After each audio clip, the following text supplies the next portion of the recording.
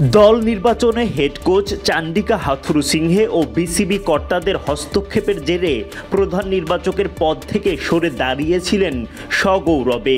প্রায় এক দশক পর ফারুক আহমেদ ফিরে এলেন আগের চেয়েও কয়েকগুণ শক্তিশালী হয়ে।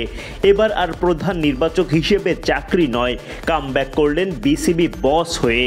যে হাথুরু চেষ্টা করতেন ফারুকের গঠিত দলে হস্তক্ষেপ করতে, সেই হেড কোচের চাকরি এখন থাকবে ফারুক আহমেদের কলমের ডগায়। কামব্যাক তো এটাকেই বলে। শেখ হাসিনা সরকারের পরম আস্থাভাজন সদ্য সাবেক সভাপতি নাজমুল হাসান পাপন। তাই তো শেখ হাসিনা নিজের মতোই একনায়কতন্ত্র কায়েমের সুযোগ করে দেন পাপনকেও। তবে গেল 5 আগস্ট প্রবল আন্দোলনের মধ্য দিয়ে শেষ হয় হাসিনা যুগ। এরপর 21 আগস্ট শেষ হয়ে গেল বিসিবিতে পাপন যুগেরও। একই দিনে নতুন সভাপতির দায়িত্ব পান সাবেক অধিনায়ক ফারুক আহমেদ। ইতিহাস গড়ে বিসিবির সর্বোচ্চ পদে এলেন ফারুক। বাংলাদেশ ক্রিকেট বোর্ডের 15তম সভাপতি তিনি। এই দায়িত্বে আসা একমাত্র আন্তর্জাতিক ক্রিকেটার।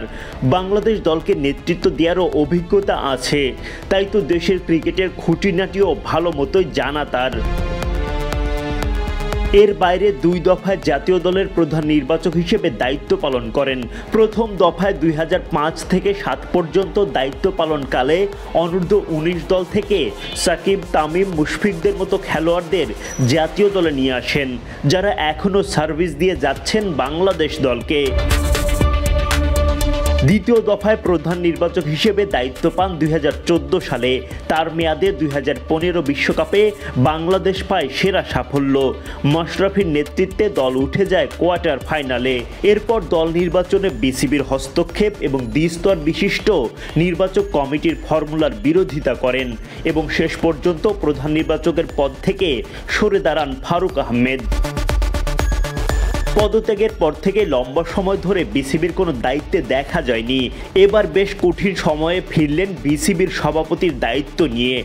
নতুন দায়িত্বে ফারুক আহমেদ কতটা সফলতা পান সেটাই এখন দেখার বিষয়। Adnan Ahmed, BD cric time. কিছু বলবে নাকি ফারুক ভাই, যদি কিছু বলতেন। আচ্ছা, এই মুহূর্তে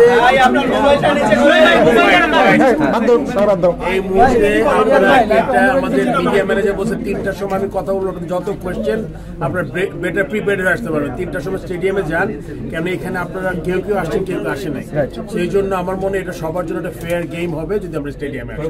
তো আমি এখানে যাবো, এখানে সবাই আসছে না, এটা একটা প্রোটোকল আছে, বলছে সিইও এখান থেকে নিয়ম আছে। আমরা আমাদের প্রেস কনফারেন্সটা ইয়েতেই করবো, আমাদের যে মিডিয়া সেন্টার বিসিবিতে।